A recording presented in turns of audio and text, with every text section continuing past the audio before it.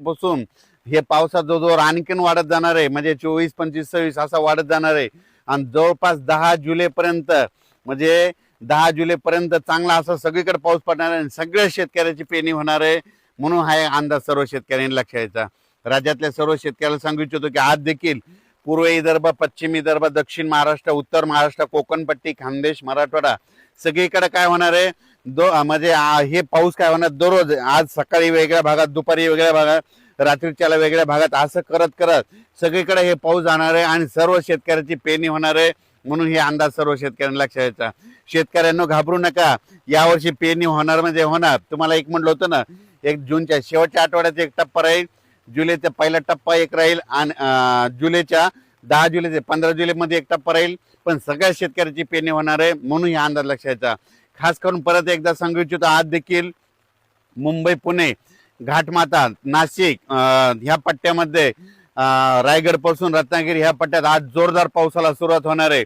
आणि त्याच्यानंतर काय होणार आहे की ते पाऊस संभाजीनगरकडे, उत्तर महाराष्ट्राकडे, जळगाव जिल्हा, धुळे जिल्हा, नंदुरबार जिल्हा, नाशिक जिल्हा, अहिल्यानगर जिल्हा, बीड जिल्हा, परभणी जिल्हा, जालना जिल्हा, बुलढाणा जिल्हा, अकोला जिल्हा, अमरावती जिल्हा, भंडारा, वर्धा, नागपूर, यवतमाळ सगळीकडे हे पाऊस काय होणार आहे, ह्या जवळपास या 3-4 दिवसामध्ये 30 तारखेपर्यंत सगळीकडे पडणार आणि सगळ्या शेतकऱ्याच्या पेरण्या लागणार आहे. म्हणून हे अंदाज लक्षात घ्यायचा.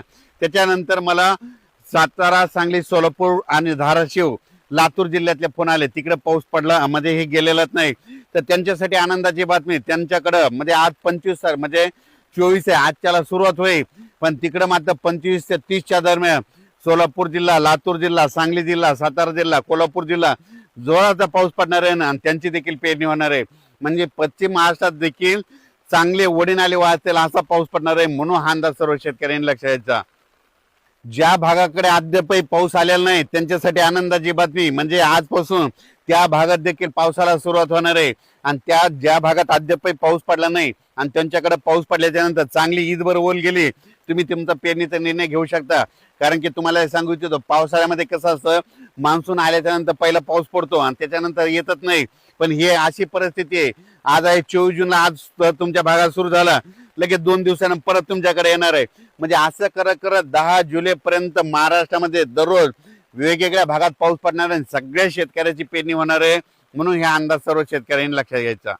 आणि बऱ्याच शेतकऱ्याचे फोन आले की यावर्षी आमचे पाळीव प्राणी आहे, पशुधन आहे, तर त्याबद्दल तळ्यामध्ये पाणी येणार आहे का. त्या जे जे छोटे छोटे तळे, तर तुम्हाला एक उदाहरण सांगतो, धारूरच्या घाटामध्ये खाली एक तळ आलेलं आहे, जे पादर तलाव आहे. त्या शेतकऱ्याला सांगू इच्छितो की जुलैच्या पहिल्या आठवड्यामध्ये एक चांगला मोठा पाऊस येणार आहे आणि त्या तळ्यामध्ये आवक येणार आहे.